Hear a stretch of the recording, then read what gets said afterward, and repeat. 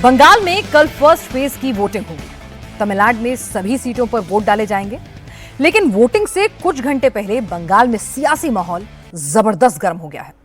अमित शाह ने कहा कि इस बार कोई खेला नहीं होगा, बंगाल में बदलाव होगा। दीदी को टाटा बाय बाय कहने का वक्त आ चुका है। जवाब में ममता बनर्जी ने कहा कि खेला तो होगा और इसका नाम है दुर्दांत खेला।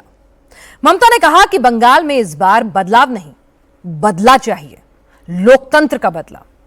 तो इस बीच चुनाव आयोग ने इस बार बंगाल में वोटिंग से पहले सुरक्षा के अभूतपूर्व इंतजाम कराए हैं। सेंट्रल फोर्सेस के 2.5 लाख से ज्यादा जवानों की तैनाती हुई है। जिन इलाकों में कल वोटिंग होनी है, वहां से बाहरी लोगों को बाहर कर दिया गया है। फ्लाइंग स्क्वाड्स की गाड़ियों पर कैमरे माउंट किए गए हैं। दिल्ली के कंट्रोल रूम में लाइव फीड की लगातार मॉनिटरिंग हो रही है। हर पोलिंग बूथ के 100 मीटर के दायरे में लक्ष्मण रेखा खींच दी गई है। पश्चिम बंगाल पुलिस को इस दायरे से बिल्कुल बाहर रखा गया है। वोटिंग से कुछ घंटे पहले चुनाव आयोग ने सप्लीमेंट्री वोटर लिस्ट जारी की। इन सब बातों से ममता बनर्जी का गुस्सा 7वें आसमान पर है। उन्होंने कहा कि चुनाव आयोग कितनी भी कोशिश कर ले, बंगाल के लोग बीजेपी को बैरंग वापस भेजेंगे। जो लोग आज गड़बड़ी कर रहे हैं वो याद रखें, उन्हें बंगाल में ही रहना है और बीजेपी की जिम्मेदारी सिर्फ 2 दिन की है। लेकिन अमित शाह ने कहा कि बंगाल के लोगों को तृणमूल कांग्रेस के गुंडों से डरने की बिल्कुल जरूरत नहीं। बंगाल में अब दीदी की विदाई तय हो चुकी है। 4 मई के बाद ममता के गुंडों का हिसाब किया जाएगा। वोटिंग से पहले चुनाव आयोग ने जो इंतजाम किए हैं, उनका ग्राउंड पर क्या असर दिख रहा है, बंगाल के लोगों के मन में क्या है, जिन इलाकों में फर्स्ट फेज की वोटिंग होनी है वहां के सियासी समीकरण कैसे बन रहे हैं, बीजेपी के नेता क्या कुछ दावे कर रहे हैं और जमीन की हकीकत क्या कहती है, यह सब मैं आपको आज की बात में बताऊंगी। लेकिन शुरुआत करते हैं चुनाव आयोग की फुल प्रूफ तैयारियों से। फर्स्ट फेज में बंगाल की जिन 152 सीटों पर वोटिंग होनी है, वहां पर पोलिंग बूथ्स पर ईवीएम्स पहुंच चुकी हैं, सीसीटीवी कैमरे लग चुके हैं, सुरक्षा कर्मियों की तैनाती भी हो चुकी है। अब से 10 घंटे बाद कल सुबह 7 बजे से वोटिंग शुरू हो जाएगी।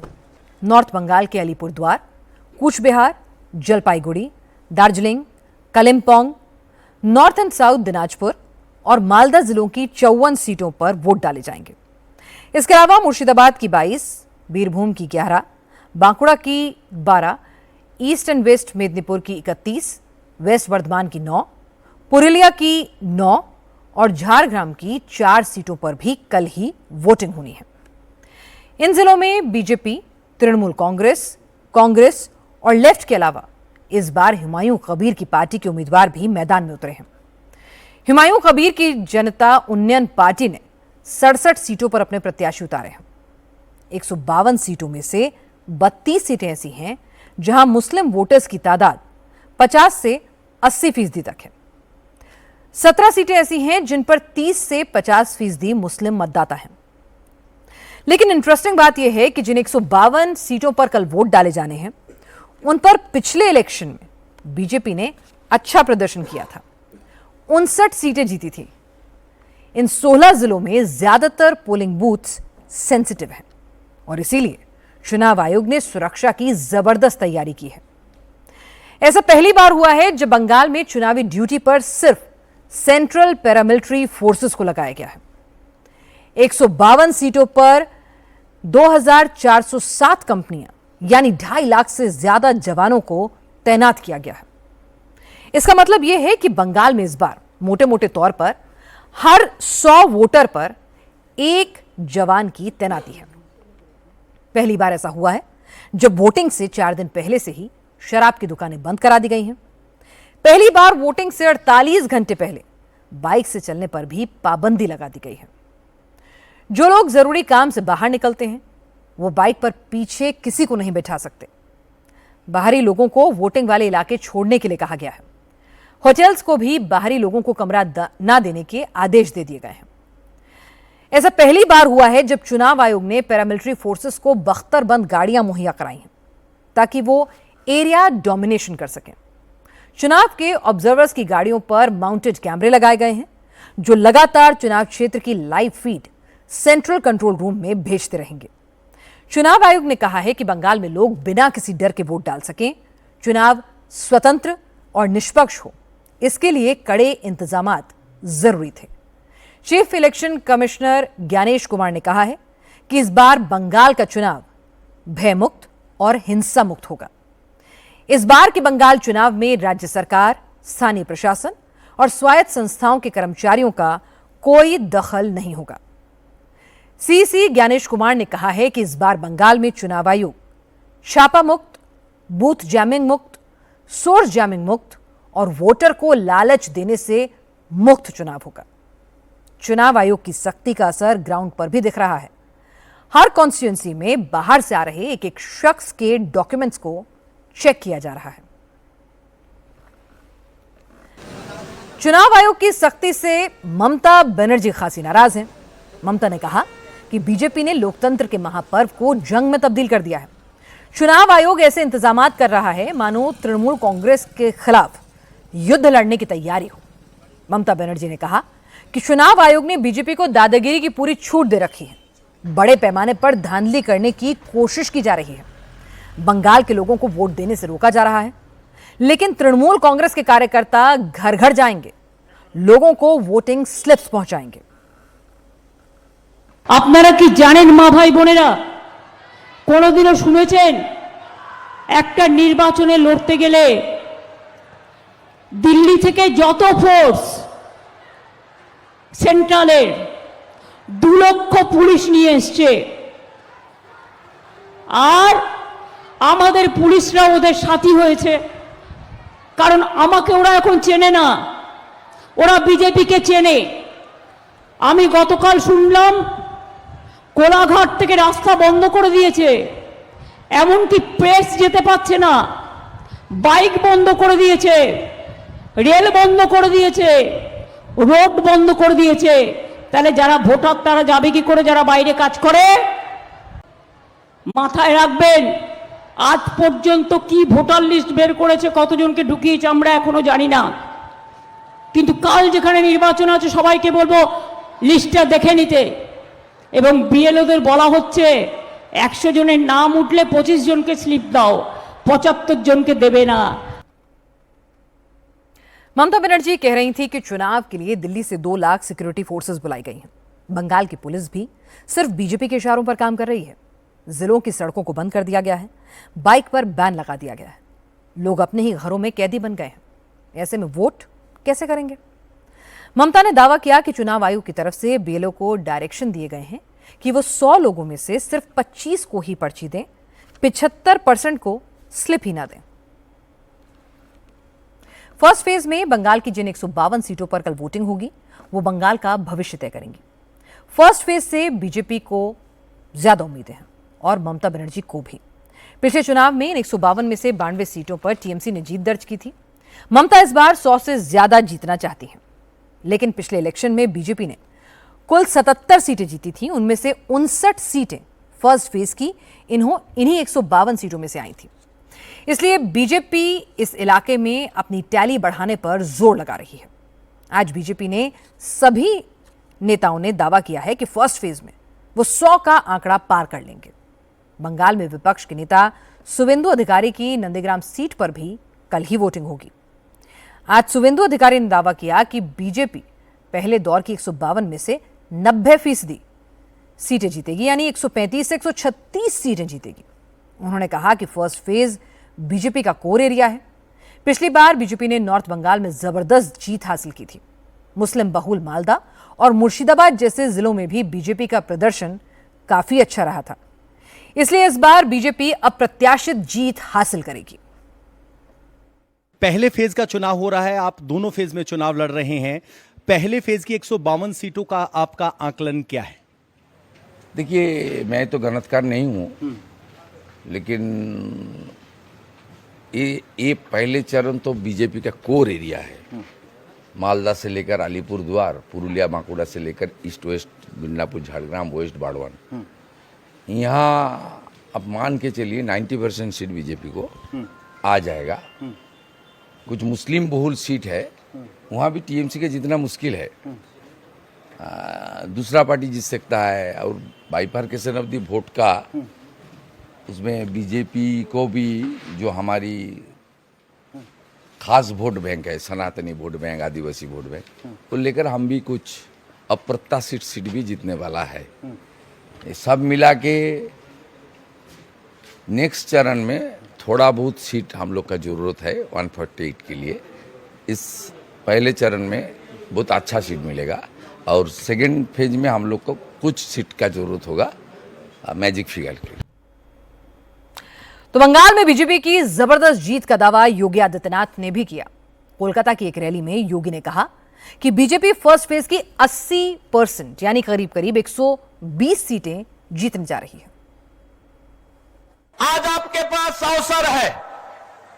अभी कल पहले चरण के चुनाव होने हैं और जो मैंने बंगाल के अंदर बहार देखी है, वर्तमान में जो उत्साह देखा है, परिवर्तन के प्रति जो एक लोगों के मन में एक हृदय की उद्गार देखने को मिला है, मैं कह सकता हूं पहले चरण के होने वाले चुनाव में 80% सीटें भारतीय जनता पार्टी जीतने जा रही है। वहीं बंगाल में चुनाव प्रचार के लिए पहुंचे असम के मुख्यमंत्री हिमंता बिस्वा शर्मा ने एक अलग ही तरह का दावा किया। हिमंता ने कहा कि असम में बीजेपी जीत की सेंचुरी मारेगी और बंगाल में डबल सेंचुरी लगाएगी। चुनाव है, काल पहला फेज होगा, 29 तारीख सेकेंड फेज होगा। इसका पहले 9 तारीख असम का चुनाव हुए। मुझको रिपोर्टर ने पूछा कि असम में चुनाव रिजल्ट क्या होगा। मैंने लोगों को बताया और सचमुच वही होने वाला है। असम में हम लोग 126 सीट है और 100 सीट मिलके बीजेपी तीसरा बार वहां में सरकार करेगा। मतलब बीजेपी सेंचुरी मारेगा। फिर साथ में मैंने बोला असम में सेंचुरी होगा, पश्चिम बंगाल में बीजेपी इस बार डबल सेंचुरी मारेगा, डबल सेंचुरी मारेगा। इस बार हम लोग 200 सीट लेके सरकार बनाने वाला हूं। बीजेपी का सरकार होने वाला है, मोदी जी का सरकार होने वाला है। और आज गृह मंत्री अमित शाह ने दावा किया कि बंगाल से ममता बनर्जी सरकार की विदाई तय है। 4 मई को जब काउंटिंग शुरू होगी तो दोपहर 1 बजे तक जनता टीएमसी सरकार को विदाई दे चुकी होगी। एक लंबे समय के बाद बंगाल के अंदर सुशासन की शुरुआत होने वाली। कवि गुरु की कल्पना का, महर्षि अरविंद की कल्पना का और श्यामा प्रसाद मुखर्जी की कल्पना का सोनार बांग्ला बनाने की शुरुआत भारतीय जनता पार्टी की सरकार करेगी। मित्रों, 4 मई को काउंटिंग है। भाइयों बहनों, 4 मई को सुबह काउंटिंग चालू होगी। 8 बजे बैलेट बॉक्स खुलना शुरू होगा। 9 बजे पहला राउंड, 10 बजे दूसरा राउंड, 1 बजे काउंटिंग समाप्त और बीबी दीदी tata goodbye. Amit Shah ने कहा कि इस बार बंगाल में कोई खेला नहीं होगा, बीजेपी की जीत होगी। लेकिन ममता बनर्जी ने कहा कि खेला तो इस बार भी होगा, लेकिन इस बार के खेला का नाम दुर्दांत खेला है और बीजेपी में दम हो तो ईमानदारी से खेले, वरना दम दबाकर भाग जाए। ममता ने कहा कि बीजेपी ने इस चुनाव को जंग में तब्दील कर दिया है, तो बंगाल की जनता बदला लेगी। वोट के जरिए बीजेपी को सबक सिखाएगी। বিজেপির নেতাদের 100 প্লেন নিয়ে এসছে বাংলায় আর কয়েকশো ফ্লাইট হেলিকপ্টার নিয়ে এসছে। সব রাজ্য থেকে যত ফোর্স সব নিয়ে এসছে। আর এ ফোর্স তো পালিয়ে যাবে 2 দিন বাদে, তখন কি হবে? ইলেকশনের পরে তো বলবেন তোমার দেখা নাই গো, তোমার দেখা নাই। এই কটা দিন সহ্য করুন এবং ভোটের বাক্সে বদলা নিন ভোটের মধ্যে দিয়ে। মনে রাখবেন, বদল আগে বলেছিলাম 11 সালে, বদলা নয় বদল চাই। এবার বলছি বদল নয় বদলা চাই, গণতন্ত্রের বদলা। একটা করে ভোট দেবেন আর বলবেন দিলাম গেথে। খেলা তো হবেই, খেলাটার নাম দুরন্ত খেলা। এসো খেলবে, এসো, সাহস থাকলে খেলো, আর না থাকলে লেজ গুটিয়ে পালাও। বাংলাকে আমরা লঙ্কা কাণ্ড করে আগুন লাগাতে দেব না। ममता बनर्जी कह रही थी कि बीजेपी के नेता सैकड़ों विमान और हेलीकॉप्टर लेकर आए हैं, देश के सभी राज्यों से मंगाकर फोर्स लगा दी है, लेकिन ये फोर्स चुनाव के बाद लौट जाएगी। उसके बाद क्या होगा? ममता ने कहा कि 2011 में उन्होंने बदलाव के लिए वोट मांगा था, लेकिन इस बार वो बदले के लिए वोट मांग रही हैं, क्योंकि वो बंगाल को लंका की तरह जलाने नहीं देंगी। आगे बढ़ते हैं। मेदिनीपुर और उसके आसपास जिलों की ग्राउंड रिपोर्ट आपको बताती हूं। मेदिनीपुर जिले की नंदीग्राम सीट की चर्चा इस वक्त सबसे ज्यादा है। इस सीट पर पिछले इलेक्शन में सुवेंदु अधिकारी ने ममता बनर्जी को 2000 से भी कम वोटों से हराया था। ममता भवानीपुर से बाई इलेक्शन जीतकर विधानसभा में पहुंची थी। इस बार सुवेंदु अधिकारी नंदीग्राम और भवानीपुर दोनों सीटों से चुनाव लड़ रहे हैं। भवानीपुर में उनका मुकाबला ममता बनर्जी से है और नंदीग्राम में सुवेंदु अधिकारी के खिलाफ ममता बनर्जी ने पवित्रा कर को मैदान में उतारा है। वैसे तो नंदीग्राम में इस बार 11 उम्मीदवार मैदान में हैं, लेकिन मुख्य मुकाबला बीजेपी और टीएमसी के बीच है। सुवेंदु अधिकारी ने आज दावा किया कि नंदीग्राम सीट पर वो उनकी जीत तय है और पूर्वी मेदिनीपुर में सभी 16 सीटों पर इस बार बीजेपी ही जीतेगी, क्योंकि इस बार तो जिले के मुसलमान भी बीजेपी को वोट देंगे, ममता के साथ नहीं जाएंगे। 21 में नंदीग्राम में और बंगाल में बीजेपी कार्यकर्ता तैयार थे, इस बार जनता तैयार है। पार्लियामेंट चुनाव में इस क्षेत्र में बीजेपी को 49% वोट मिला और आउट ऑफ 15 सीट में बीजेपी का लीड है। इस बार 16 सीट ही जीतेगा और 55% वोट मिलेगा। इस बार पूरा के पूरा मुस्लिम वोट ममता बनर्जी को नहीं मिलेगा। मुस्लिम की आधार पर वोट करेगी, वो वोट आईएसएफ को देगा और एडुकेटेड मुस्लिम है, उनका वोट भी बीजेपी को ओर जाएगा। आप सनातन के पोस्टर हो, आपको मुस्लिम वोट क्यों देंगे? आप तो खुले तौर पर मुसलमानों को निशाना बनाते हो, सवाल उठाते हो। नहीं, जो रेडिकल है उसके खिलाफ मेरा लड़ाई है। जामात जो भारतीय संस्कृति का साथ जुड़ा नहीं है। मुसलमान मस्जिद बनाएगा, हिंदू मंदिर बनाएगा, सिख गुरुद्वारा बनाएगा, इसमें कोई तो दिक्कत नहीं है। अपने जमीन में बनाओ, अपने निधि कलेक्ट करके बनाओ, कोई दिक्कत नहीं है। लेकिन ये कौन है? ये हुमायूं कौन है? अकबर कौन है? शाहजहां कौन है? बाबर कौन है? औरंगजेब कौन है? ये लोग कौन है? ये तो लूटने के लिए हमारे देश में आया, मंदिर तोड़ा, कन्वर्सन किया, रिलीजियस कन्वर्सन किया, धर्मांतरित करने का काम किया और हमारी माँ, बेटी, बहन सबके ऊपर बलात्कार किया, अत्याचार किया। ये लोग का नाम निशान हम लोग नहीं लिखने दूंगा। सुवेंदु अधिकारी ने कहा कि इस बार बंगाल के चुनाव बांग्ला और सनातन संस्कृति को बचाने का चुनाव है। अब तक बीजेपी इसका संघर्ष कर रही थी। सुवेंदु ने कहा कि इस बार जनता ने खुद कमान अपने हाथ में ले ली है, क्योंकि मुख्यमंत्री ममता बनर्जी तो सिर्फ तुष्टीकरण करती हैं। बंगाल को ग्रेटर बांग्लादेश बनाना चाहती हैं, लेकिन पब्लिक अपने वोट से यह साजिश नाकाम कर देगी। देखिए, यहाँ भारतीय संस्कृति, बंगाली संस्कृति, सनातन संस्कृति को रक्षा करने का लड़ाई इस बार हो रहा है। इस बार भाषा के नाम पर, जातों के नाम पर कोई बांटने वाला नहीं है, जो ममता बनर्जी का चक्कर पिछले बार थे। और आप मान के चलिए, ममता बनर्जी का और उनका जो संघर्षण में हाई अपीजमेंट पॉलिटिक्स, इसमें कोई बंगाली संस्कृति, भारतीय संस्कृति का सवाल ही नहीं है।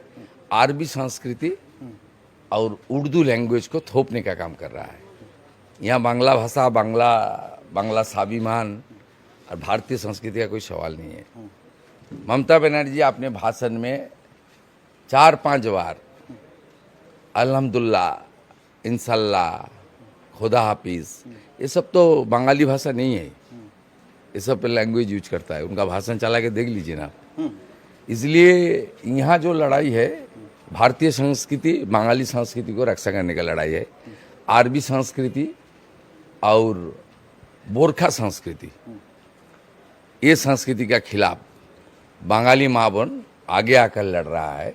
और बंगाल को ग्रेटर बांग्लादेश बनाने का जो साजिश ममता बनर्जी और उनका खास एक गुट जो रेडिकल है कोशिश कर रहा है बांग्लादेश में हसीना वाजद का तख्ता पलट जाने का बाद से, वो कोशिश रोकने का काम यहाँ का भारतीय और बंगाली करेगा। इंडिया टीवी के रिपोर्टर्स पिछले लंबे वक्त से ग्राउंड जीरो पर पश्चिम बंगाल में मौजूद हैं। कल 152 सीटों पर फर्स्ट फेज की वोटिंग होनी है।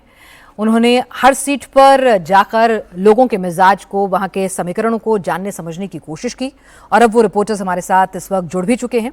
तो एक एक कर उनके पास चलेंगे, उनसे बातचीत करेंगे। हमारे साथ हमारे रिपोर्टर्स यहाँ जुड़े हुए हैं। नंदीग्राम की बात करें तो पूर्वी मेदिनीपुर में आता है। कल पूर्वी मेदिनीपुर के आसपास बांकुरा, पुरुलिया और पूर्वी बर्धमान में भी वोटिंग होनी है। इस इलाके से हमारे संवाददाता पवन नारा हमारे साथ जुड़े हुए हैं, जो पिछले महीने भर से भी ज्यादा वक्त से इस पूरे रीजन में जमे हुए हैं। पवन, अभी आप ही का एक्सक्लूसिव बातचीत जो है वो मैं सुन रही थी शुभेंदु अधिकारी से, जिसमें वो कह रहे हैं कि वो 90% से भी ज्यादा लाएंगे। 152 का 90 देखूं तो 136 जाकर बैठता है। आपका असेसमेंट क्या आता है? इस हिसाब से तो बीजेपी फर्स्ट फेज में ही सत्ता के करीब पहुंच जाएगी और नंदीग्राम से सीएम शुभेंदु।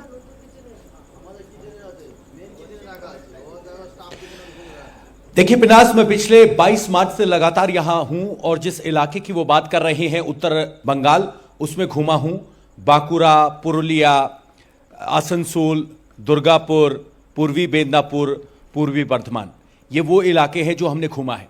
बीजेपी यहां से होपफुल इसलिए है क्योंकि पिछली बार जब दक्षिण बंगाल ने बीजेपी को निराश किया था तो ये वो इलाका था जहां पर 2/3 सीटें बीजेपी को मिली थी। यानी जब बीजेपी का नाम लेने का दबाव था, लोगों पे ना लेने का एक डर था, तब अगर बीजेपी ने ऐसा परफॉर्म किया था तो अब की बार वो अपना परफॉर्मेंस बेहतर कर सकते हैं क्योंकि ममता दीदी के खिलाफ नाराजगी है। पुरुलिया, बांकुरा जैसे इलाकों में जो एससी रिजर्व सीट हैं वहां बीजेपी को ढंग से समर्थन मिलता है, आरएसएस वहां काम करता रहा है। तो ये वो फर्टाइल लैंड नजर आती है बीजेपी को जहां से वो कुछ बड़ा अचीव कर सकते हैं। अगर आप देखेंगे तो चूंकि कलकत्ता से पुरुलिया की, बांकुरा की, इस इलाके की दूरी ज्यादा है, विकास कम है, यहां लोगों के पास रोजगार नहीं है, तो बहुत से लोग हल्दिया में, यहां से कोलकाता में या फिर पूरे भारत काम करने जाते हैं, प्रवासी मजदूर हैं। तो वो टीस है कि इंडस्ट्री नहीं है, तो नाराजगी, एंटी इनकम्बेंसी, टीस ये कि रोजगार नहीं है और जो स्थानीय स्तर पर दबंगई होती है, पॉलिटिकल दबंगई, उसके खिलाफ नाराजगी है। अब ये सब माहौल ऐसा है कि बीजेपी को लगता है कि अगर हम इस पर कैपिटलाइज करें तो यहां कन्वर्जन हो सकता है। पिछली बार पूर्वी मेदिनीपुर इलाके में ममता बनर्जी आई थी, भले ही वो नंदीग्राम से हार गई, लेकिन उनका यहां आना पूर्वी और पश्चिमी मेदिनीपुर के किले को बचाने की कोशिश के तौर पर देखा गया और उसका नतीजा यह रहा कि जो कांथी अधिकारी ब्रदर्स का इलाका है जहां क्लीन स्वीप हो सकता था, वहां टीएमसी अपनी सीटें बचाने में कामयाब रही थी। अब की बार ममता यहां नहीं आई है, तो एक रीजन यह है कि कम से कम पूर्व मेदिनीपुर और पश्चिमी मेदिनीपुर जैसे इलाके में जहां अधिकारी के पिताजी शिशिर अधिकारी सांसद रहे हैं, भाई विधायक रहे हैं, तो ये कहा जाता है कि अधिकारी ब्रदर्स का इलाका है, तो 2 जिलों पे सीधा प्रभाव अधिकारी ब्रदर्स का है। एससी एसटी कम्युनिटी में बीजेपी की पहुंच अच्छी है, तो पुरुलिया और बांकुरा वो बेल्ट है जंगल महल इलाके की जहां उनका असर है। दुर्गापुर वो इंडस्ट्रियल बेल्ट है जहां बीजेपी जीत का स्वाद चख चुकी है और ये सारे सेंटिमेंट मिलकर एक कोशिश करते हैं बीजेपी के पक्ष की। बस एक आखिरी लाइन, महिलाओं के बीच अभी भी ममता दीदी की योजनाओं का पैसा काम कर रहा है, जो ग्रामीण महिलाएं हैं, और वही टीएमसी के लिए इस चुनाव की सेविंग ग्रेस हो सकता है। चलिए पवन, आप हमारे साथ बने रहिए। इस बीच पूर्वी मेदिनीपुर के साथ साथ कल पश्चिमी मेदिनीपुर की भी 15 सीटों पर वोटिंग होनी है। 2021 में टीएमसी ने वेस्ट मेदिनीपुर की 15 में से 13 सीटें जीती थी। बाकी की 2 सीटें बीजेपी के खाते में गई थी। यहां हिंदू आबादी 85% है, मुस्लिम वोट करीब 10% है। एसआईआर के बाद पश्चिमी मेदिनीपुर में लगभग 42,000 वोट कट गए हैं। वेस्ट मेदिनीपुर की सबसे हाई प्रोफाइल सीट खड़गपुर सदर, जहां से बीजेपी के पूर्व बंगाल अध्यक्ष दिलीप घोष चुनाव लड़ रहे हैं। दिलीप घोष का मुकाबला टीएमसी से प्रदीप सरकार से है। लेफ्ट के मधुसूदन राय और कांग्रेस के डॉक्टर प्रिया चक्रवर्ती भी खड़गपुर सदर से मैदान में उतरे हैं। खड़गपुर सदर सीट पर पिछले 2 चुनाव लगातार बीजेपी जीती है। 2016 में दिलीप घोष जीते थे। 2021 में बीजेपी के हिरण्यम चटर्जी ने खड़गपुर सीट जीती थी और इसीलिए दिलीप घोष को यकीन है कि इस सीट पर लगातार तीसरी बार भी बीजेपी जीत की हैट्रिक लगाएगी। खड़गपुर में चैलेंज तो जीतने के बाद शुरू होगा, क्योंकि खड़गपुर का सुधारना, विकास करना, बहुत पुराना शहर है, टूटा फूटा खंडहर जैसा, रास्ता ठीक नहीं है, पानी की व्यवस्था नहीं है, आवागमन की सुविधा, एडमिनिस्ट्रेशन समस्या, हेल्थ, एजुकेशन सब डिस्टर्ब है। तो इसलिए उसको फॉर्म में लाना है और पूरा बंगाल में परिवर्तन करके देश के साथ आगे बढ़ना है, ये चैलेंज है। चुनाव तो यहाँ कई चुनाव हम लोग जीतते हैं लगातार, यहाँ के लोग भाजपा के साथ ही हैं। इस बार भी जीतेंगे। इस बार 1 लाख वोट का टारगेट हमने रखा है। दूसरी तरफ तृणमूल कांग्रेस के उम्मीदवार प्रदीप सरकार ने कहा है कि बीजेपी हमेशा खड़गपुर में बाहरी लोगों को टिकट देती है जो चुनाव जीतकर भाग जाते हैं और इसलिए इस बार यहां बीजेपी की दाल नहीं गलेगी। जनता उसी को सपोर्ट करेगी जो सुख दुख में जनता के साथ रहता है।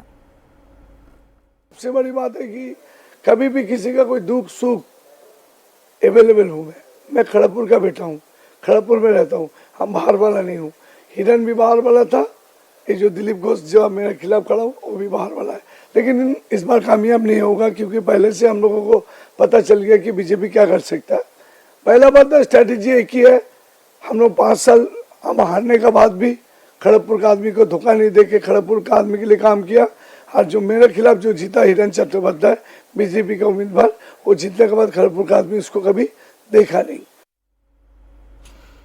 मेदिनीपुर और खड़गपुर की ग्राउंड रिपोर्ट जानने के लिए हमारे संवाददाता ओंकार सरकार के पास चलते हैं। ओंकार, अगर आपसे बात करूं तो पिछले 20 साल में आपने पश्चिम बंगाल में कई चुनाव देखे होंगे। इस बार का चुनाव कैसे अलग है? आपको लगता है जैमिंग मुक्त, सोर्स मुक्त और भय मुक्त चुनाव होगा इस बार? पिनास, पिछले 45 दिनों से अधिक समय से बंगाल के अलग अलग जिलों पे, अलग अलग विधानसभाओं पे मैं घुमा हूँ। अलग अलग लोगों से मैंने बात किया है, अलग अलग कम्युनिटी के लोगों के साथ बातचीत किया है, अलग अलग वोटरों के साथ बात की है। तो इन वोटरों में से एक बात साफ साफ आ रहा है कि वोट के दिन वोट के केंद्र तक पहुंचना काफ़ी मुश्किल हो जाता था, क्योंकि उनके मन में कहीं ना कहीं डर है, भय है कि अगर चुनाव सही जगह पे वो चुनाव सही समय पे नहीं दिए या फिर किसी के दबाव पे नहीं डाले तो उनके साथ कुछ अनर्थ हो सकता है।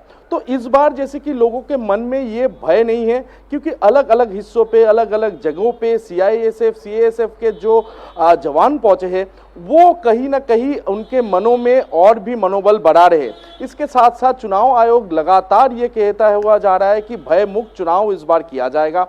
तो भयमुक्त चुनाव के जो ये वार्ता लगातार चुनाव आयोग से दिया जा रहा है, ये कहीं ना कहीं हौसला जुटा रहा है वोटरों के मन पे। तो इस बार ये माना जा सकता है कि सोर्स मुक्त वोट, बूथ जैमिंग मुक्त वोट इस बार देखने को मिलेगा पश्चिम बंगाल को पहले चरण में। तो इसके अलावा अगर इस जिले के बारे में बात किया जाए तो इस जिले में जो समस्याएं हैं वो समस्या के बारे में बात करते हुए आम जनता का जो कहना है कि बेरोजगारी सबसे बड़ा मुद्दा है, क्योंकि यहाँ के जो लोग हैं, यहाँ का जो जवान है, लोग हैं, वो कहीं ना कहीं बाहर जा रहे हैं काम के तलाश में। तो घर पे वो कहीं ना कहीं ये काफी ज्यादा उनके मन जी। तो यही रोजगार की अपॉर्चुनिटी ना मिलना और जो प्रोग्रेशन जिसे कहते हैं वो वहां पर नहीं हुआ है उस तरह का विकास, तो वो एक फैक्टर जो है जिसे एंटी इनकम्बेंसी और बीजेपी काफी पिचन भी कर रही है, वो इस रीजन में एक बड़ा फैक्टर निकल कर आ रहा है। और चुनाव में सख्ती दिख रही है तो लग रहा है कि हाँ, वोटर जो है वो पोलिंग बूथ पर डर से आगे निकल कर पहुंचेगा। इस बीच मुर्शिदाबाद जिले की 22 सीटों पर भी वोट डाले जाएंगे। मुर्शिदाबाद में 2/3 आबादी मुसलमानों की है। पिछली बार टीएमसी ने मुर्शिदाबाद जिले की 22 में से 20 सीटों पर जीत हासिल की थी, लेकिन इस बार कांग्रेस भी मुर्शिदाबाद में काफी जोर आजमाइश कर रही है, पूरी ताकत लगा रही है। मुर्शिदाबाद की बहरामपुर सीट से कांग्रेस के पूर्व बंगाल अध्यक्ष अधीर रंजन चौधरी चुनाव लड़ रहे हैं, तो वहीं मुर्शिदाबाद में टीएमसी का मुस्लिम चेहरा रहे हुमायूं कबीर भी मुस्लिम वोटर्स को लुभाने में जुटे हुए हैं। हुमायूं कबीर खुद को मुर्शिदाबाद की नोएडा सीट से चुनावी मैदान में उतार रहे हैं। ऐसे में मुर्शिदाबाद का चुनाव इस बार काफी दिलचस्प होने वाला है। चुनाव आयोग ने इस बार सबसे ज्यादा सिक्योरिटी फोर्स मुर्शिदाबाद, बांकुड़ा, बीरभूम, मालदा जिलों में ही तैनात की है। वोटर लिस्ट के स्पेशल इंटेंसिव रिवीजन के बाद, एसआईआर के बाद यहां 4,59,000 वोटर घट गए हैं और इसका असर इस बार के नतीजों पर भी दिख सकता है। इस पर और बात करने के लिए चलते हैं मुर्शिदाबाद में हमारे सहयोगी हुसैन रिजवी के पास। हुसैन, पिछले एक लंबे अरसे से आप उन तमाम इलाकों में जा रहे हैं, हमारे लिए रोज रात को शो लेकर आते हैं। मोदी, ममता और मुसलमान, इस पूरे मुस्लिम बहुल बेल्ट का मिजाज क्या कहता हुआ आपको नजर आया? मुस्लिम कंसोलिडेट हो रहे हैं या फिर बट रहे हैं नए नए फैक्टर्स आने से?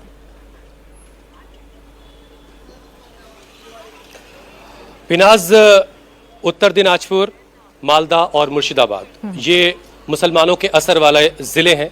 उत्तर दिनाजपुर में करीब 50%, मालदा में करीब 52% और मुर्शिदाबाद में 67 से 68% मुसलमान मतदाता हैं। और पिछला डेटा आप बता ही चुकी है, इसलिए मैं बहुत कम लफ्ज़ों में समेटता हूँ।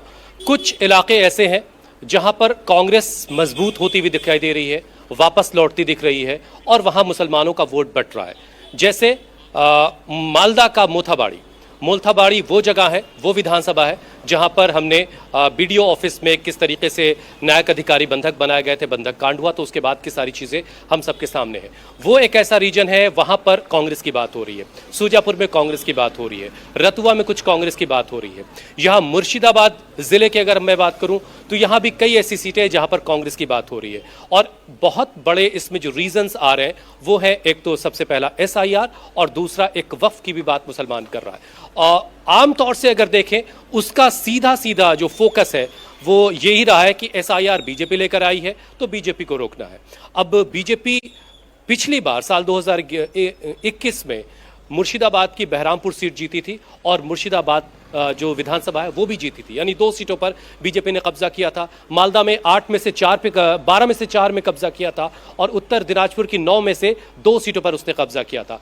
इस बार भी बीजेपी अपनी उस स्ट्रेटेजी को जिसमें टीएमसी को वो एक मुसलमान परस्त पार्टी के तौर पर दिखाने की कोशिश जो उसकी रहती है, उसमें वो काम कर रही है। और मुसलमानों के पास जो एक ऑप्शन है कि वो कैसे एसआईआर का जवाब दे और कैसे एसआईआर की नाराजगी को काउंटर करे और उसे अपने वोट के जरिए रिफ्लेक्ट करे। इसमें कुछ जगहों पर उसका वोट बट रहा है और कुछ जगहों पर वो कांग्रेस के साथ जारी है, लेकिन बड़े पैमाने पर ज्यादातर लोग दीदी को सपोर्ट करने की बात करते हुए नजर आए। और दीदी की बात मैंने ज्यादातर इलाकों में सुनाई दी मुझे, खास तौर से जहां मैं खड़ा हूं ये बहरामपुर विधानसभा, और यहां से अधीर रंजन चौधरी जो कांग्रेस के हैवीवेट हैं वो यहां से चुनाव लड़ रहे हैं। बहुत टफ ये बैटल यहां की होने वाली है क्योंकि टीएमसी से जो यहां के उम्मीदवार हैं वो भी काफी अच्छा कंटेस्ट कर रहे हैं, यहां के लोग बता रहे हैं, नाड़ू गोपाल मुखर्जी, और यहां से जो मौजूदा विधायक हैं वो बीजेपी के ही हैं और उन्हीं को यहां की उम्मीदवारी सौंपी गई है।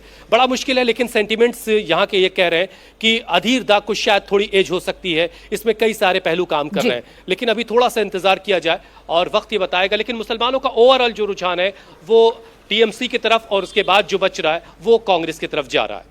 ठीक है, तो यानी कंसोलिडेशन हो रहा है, लेकिन हाँ, कांग्रेस भी कुछ मुसलमानों को अपनी तरफ खींचने में कामयाब होती नजर आ रही है। इस बीच मुर्शिदाबाद के पड़ोसी जिले मालदा की बात करें तो वहां पर भी फर्स्ट फेज में 12 सीटों पर मतदान होगा। मालदा भी मुस्लिम डोमिनेट जिला है, यहाँ की 66% से ज्यादा आबादी मुस्लिम है। 2021 में टीएमसी ने यहाँ 12 में से 8 सीटें जीती थी, वहीं बीजेपी के खाते में 4 सीटें आई थी। एसआईआर के बाद इस बार मालदा में 2 लाख से ज्यादा वोटर कम हो गए हैं। मालदा में सबसे ज्यादा मालतीपुर सीट पर लोगों की नजर है, जहां से कांग्रेस की तजुर्बेकार नेता और पूर्व सांसद मौसम नूर चुनाव लड़ रही हैं। मौसम नूर ने टीएमसी से कांग्रेस में वापसी की है। वो मालदा से कांग्रेस के दिग्गज नेता रहे एबीए गनी खान चौधरी के खानदान से हैं। मालतीपुर सीट पर मौसम नूर का मुकाबला टीएमसी के सिटिंग एमएलए अब्दुल रहीम बख्शी से है। मालदा के पड़ोसी कूच बिहार, दार्जिलिंग, अलीपुरद्वार और जलपाईगुड़ी में माहौल कैसा है, जानने के लिए चलते हैं इंडिया टीवी संवाददाता मनीष भट्टाचार्य के साथ। मनीष, कोलकाता से घूमते हुए आप एक एक रीजन कवर करते हुए मालदा पहुंच गए हैं, क्या लगता है आपको हिंदू वोटर का मिजाज क्या है? मुस्लिम वोटर का मिजाज तो हमने जान लिया, हिंदू वोटर का मिजाज क्या है? क्या वो एकमुश्त होकर एक तरफा वोट करेगा?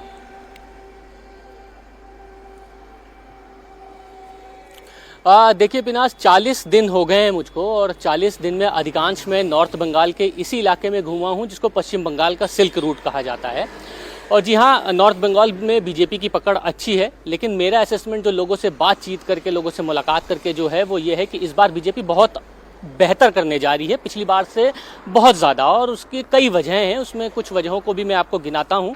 अभी नॉर्थ बंगाल में ममता बनर्जी के दौरे बहुत हुए थे शुरुआत में, लेकिन उसके बाद अचानक से उनका प्रचार थम गया। लेकिन जैसे ही मोथाबाड़ी की घटना हुई, वहाँ से हम मान सकते हैं कि टीएमसी के अगेंस्ट माहौल बनना बहुत ज़्यादा शुरू हो गया, क्योंकि शबीना यास्मीन का जब नाम सामने आया इसमें कॉन्स्पिरेटर के तौर पर, उसके बाद मुसलमान वोट बंटने शुरू हो गए। इसी इलाके में तमाम लोगों से हमारी बातचीत, उन्होंने कहा यहाँ दंगा बहुत ज़्यादा हुआ, ममता बनर्जी आई, उन्होंने घर देने तक का वादा किया, लेकिन जब पैरामिलिट्री फोर्सेज आई तब जाके हमको विश्वास हुआ और हम घर से बाहर निकले।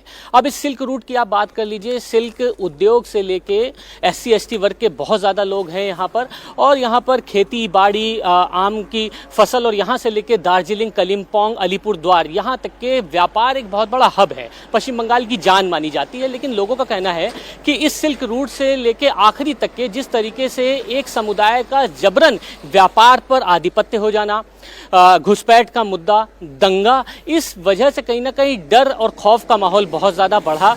जब जब पैरामिलिट्री फोर्सेज आई तब तक उनके अंदर जान में जान आई। और या एक शब्द में कहें, जब हम पूछें तो आपको क्या लगता है, तो उनका एक बात ज़रूर वाक्य निकल के आता है कि ये बार जो है कहीं ना कहीं आखिरी वक्त है, इस बार नहीं तो कभी नहीं, लेकिन इस मौके को भुनाना है। और हिंदू जो है वो पूरी तरीके से एकजुट है। और यही वजह है, आप देखिए कि अगर आप इंग्लिश बाजार मालदा से लेके सीधे मालतीपुर मौसम नूर की तरफ चले जाते हैं तो कहीं ना कहीं मुसलमान हर जगह दिखता तो जरूर भीड़ में है, लेकिन उससे ज़्यादा हिंदू एकजुट होकर दिखता है, सड़क पर दिखता है। प्रधानमंत्री नरेंद्र मोदी के दौरे बहुत ज़बरदस्त वहाँ पर दिखता है, ममता बनर्जी के दौरे हुए हैं, लेकिन मुस्लिम वोट बहुत ज़्यादा वहाँ पर नहीं दिखाई दिया। तो इस तरीके की चीज़ें सामने आई हैं। रोजगार का बहुत अहम मुद्दा है यहाँ पर लोगों में, वो ये कह रहे हैं कि व्यापार में तो यहाँ पर एम फैक्टर हावी होता चला जा रहा है ज़बरदस्ती, लेकिन हम चाहते हैं कि हमारे जो लोग हिंदू घर के जो वोटर्स हैं या हमारे बच्चे हैं वो यहाँ से बाहर नहीं जा रहे हैं, तो कम से कम दार्जिलिंग सिल्क रूट तक के जो व्यापार है वहाँ पर नौकरी चाकरी तो मिले।